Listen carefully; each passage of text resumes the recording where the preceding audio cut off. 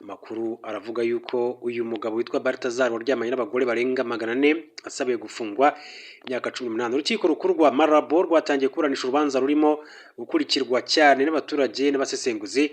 Uregwa ni Balthazar Ebang Engonga uzwi ku izina rya Bello, umwana wa Balthazar Engonga Ejo, perezida w'akanama gashinzwe ubukungu muri Afurika yo hagati CEMAC, akaba na mwene wabo wa perezida Theodore Obiang Nguema. Balthazar wahoze ari umuyobozi mukuru w'ikigo cy'igihugu gishinzwe iperereza ku mutungo ANIFU amaze amezi 10 afungiwe muri gereza ya Black Beach. Ubushinjacyaha umukurikiranyo ibyaha birimo kunyereza umutungo wa leta, guhisha inkomoko y'umutungo w'uburiganya, gukoresha ububasha nabi mu nyungu ze bwite. Ubushinjacyaha busaba igihano.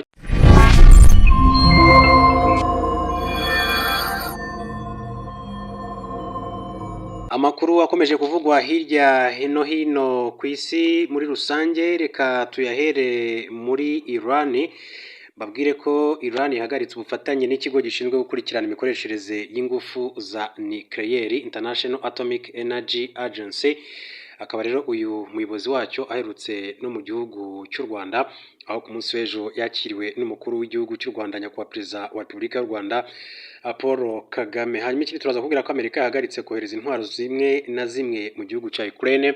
Akaba rero bikuye mu mushinga perezida wahoze ayobora iki gihugu cy'igihanganye ku isi Joe Biden yari yaremereye rero igihugu cya Ukraine. Akaba rero bivugwa yuko Leta Zunze Ubumwe za Amerika uyu munsi wa none rero bigizwemo uruhare na perezida Donald Trump uri ku butegetsi, yamaze guhagarika kohereza izi ntwaro muri iki gihugu cya Ukraine.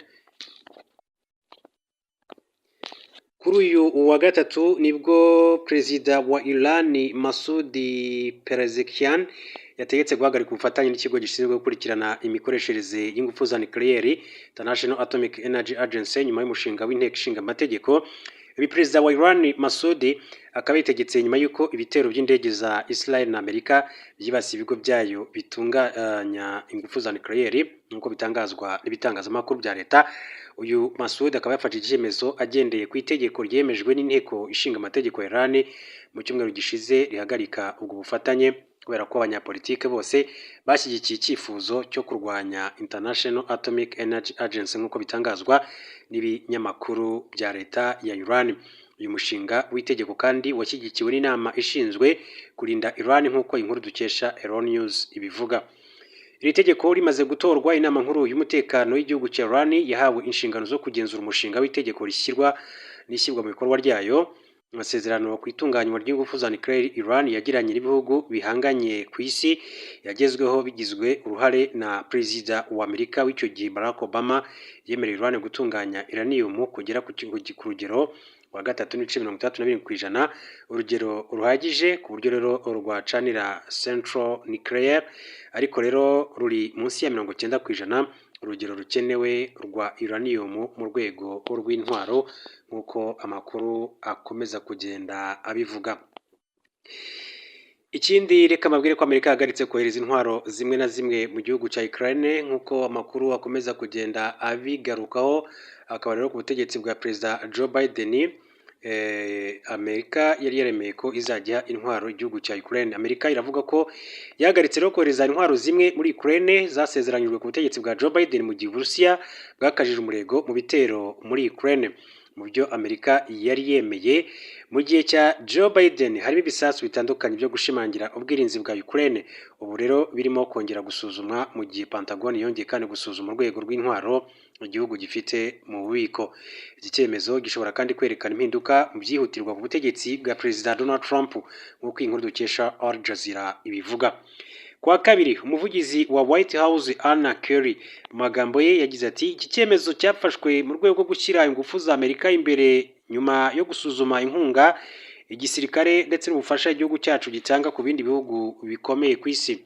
Isuzuma ry'imbere mu gihugu ryakozwe na Minisiteri y'Ingabo y'Amerika ngo ryasanze ububiko bumwe na bumwe buri hasi cyane ku buryo bidashoboka kwihutira kohereza intwaro muri Ukraine nk'uko byatangajwe n'umuyobozi muri Amerika utifuje ko amazina yatangazwa, nk'uko Politico yabitangaje bwa mbere ivuga ku nkunga za gisirikare zahagaritswe.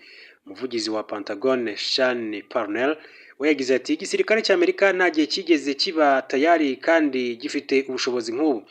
Politico n'ibindi bitangazamakuru byo muri Amerika byatangaje ko misile za systeme zo kurinda ikirere cya Patriot intwaro za rutura zirasa kure zidahusha zizwi nka precision artillery na misile za Hellfire biri mu ntwaro zitacyoherejwe muri iki gihugu cya Ukraine nk'uko amakuru akomeza kugenda abivuga.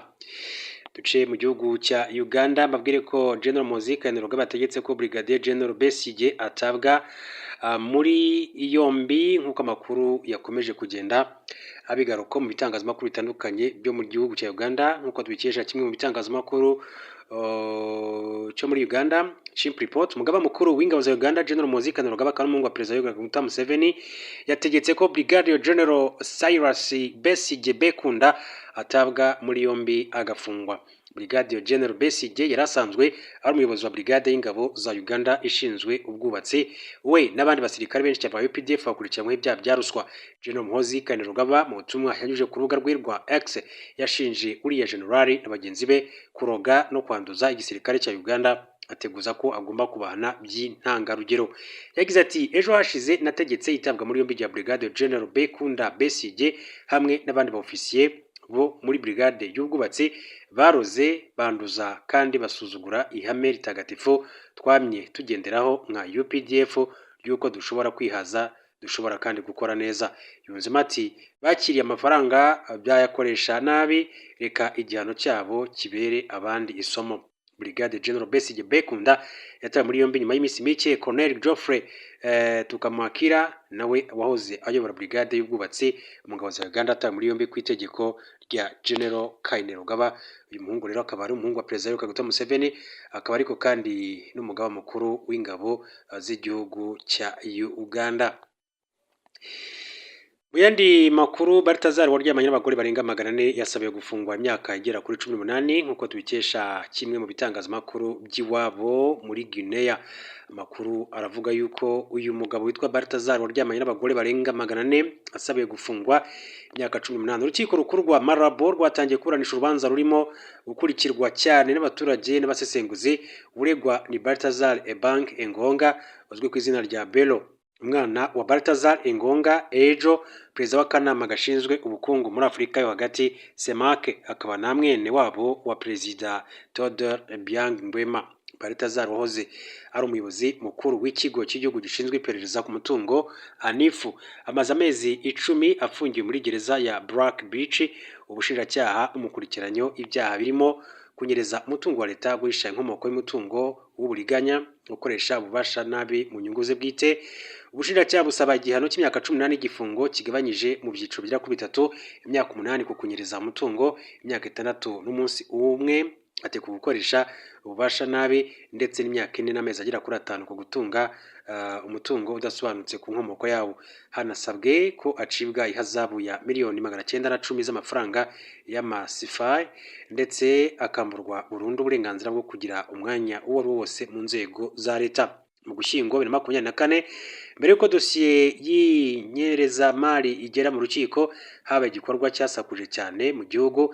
Habonetse amashusho arenga 400 agaragaza Balthazar Engonga ari mu bikorwa by'urukozasoni n'abagore benshi cyane, bamwe muri bo bakaba bashinjwa kuba abo mu miryango y'abategetsi bakomeye. Aya mashusho yasakaye ku mbuga nkoranyambaga ahindura urubanza rw'inyereza mari, inkuru y'imbaturaMugabo ishingiye ku mibonano mpuzabitsina, bikaba byarakuruye impaka zikomeye ku nzego za leta, imyitwarire y'abayobozi ndetse n'uruhare rwa politike mu gushyiraho ibinyoma cyangwa se ibihimbano. Hari amakuru yuko izi video zaba zarashyizwe hanze n'abari inyuma ya Todor Obiang Nguema, vice perezida w'iki gihugu, mu rwego rwo kwandagaza umuryango wa Engonga kubera amakimbirane y'imiryango ku bijyanye n'inshingano z'ubutegetsi nyuma ya Perezida Obiang. Urubanza rwatangijwe nyuma y'iperereza ryatangiye muri Werurwe 2024 nyuma y'ikirego cyatanzwe na guverinoma ya Guinea Equatoriale. Abashinjacyaha bavuga ko hari amafaranga menshi cyane ya leta yanyujijwe ku makonti y'ibanga mu birwa bya Seyman, ahari icyizere ko Engonga yahisheyo. Iyi dosiye irimo abandi bantu benshi cyane bakomeye bakekwaho uruhare, barimo witwa Carmelo Julio Matogo Ndonge na Florentina Iganga Inanji, iburanisha ribera mu muhezo ririmo kandi uburinzi bukomeye, ariko amakuru avuye imbere mu rukiko akomeza kugera hanze. Abunganira Balthazar bavuga ko urubanza rufite impamvu za politike, bagashinja ubushinjacyaha gutanga ibimenyetso bidafite ireme. Hari kandi amakuru y'uko Engonga yaba yaragiye akorerwa ihohoterwa mu gihe yari afunzwe, by'umwihariko asurwa kenshi n'abantu bashinjwa kuba mu mutwe w'abashinzwe umutekano wa perezida barimo na General Jesus Edumoto. Abasesenguzi bavuga ko icyemezo cy'urukiko gishobora kugira ingaruka ndende ku isura ya Guinea Equatoriale ku rwego mpuzamahanga, cyane cyane mu bijyanye no kurwanya ruswa no gukoresha ubutegetsi mu nyungu bwite. Akaba rero ari Balthazar Engonga.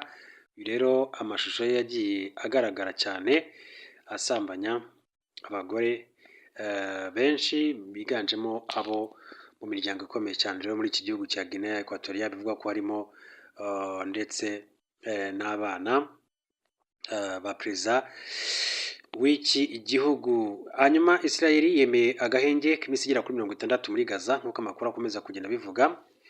Israel rero ikaba yaje kuva ku izima yemera agahenge k'iminsi igera kuri 60 muri iki gihugu cyangwa se muri Gaza nk'uko amakuru dukesha itangazamakuru bivuga. Perezida wa Leta Zunze Ubumwe za Amerika Donald Trump yatangaje ko Israel yemeye ibisabwa bikenewe kugira ngo yemere iminsi 60 yo guhagarika imirwano muri Gaza. Mu butumwa yanditse ku rubuga rwe nkoranyambaga Truth Social, Perezida Trump yavuze ko mu gihe cyo guhagarika imirwano biteganyijwe ko Amerika izakorana n'impande zose kugira ngo intambara irangire. Trump yaranditse agira ati, abanyakatari n'abanyamisiri bakoze cyane kugira ngo bafashe kuzana amahoro, bazatanga icyifuzo cya nyuma. Ndizera ko Hamas izemera aya masezerano. Igihugu cya Israel ntabwo kiremeza niba koko cyemeye ibisabwa kugira ngo amasezerano abeho, kandi nta bisobanuro byatanzwe na Hamas. Iri tangazo rya Trump rije mbere y'inama na Minisitiri w'Intebe wa Israel Benjamin Netanyahu iteganyijwe mu cyumweru gitaha, aho Perezida wa Leta Zunze Ubumwe za Amerika Donald Trump yavuze ko azavuga akomeje. Kuri wa kabiri tariki ya 2 Nyakanga 2025, Perezida Donald Trump yavuze kandi ko yizera ko Benjamin Netanyahu ashaka guhagarika imirwano muri Gaza. Israel yatangije igitero cya gisirikare muri Gaza nyuma yo kugabwaho igitero na Hamas mu majyepfo y'igihugu ku itariki ya 7 Ukwakira 2023, ikica abantu bagera ku 200,000. Minisiteri y'ubuzima muri Palestine iyobowe na Hamas ivuga ko kuva icyo gihe muri Gaza rero bamaze kwicwa byibuze abantu bagera ku 56,647 nk'uko amakuru aturuka mu bitangazamakuru bitandukanye abivuga.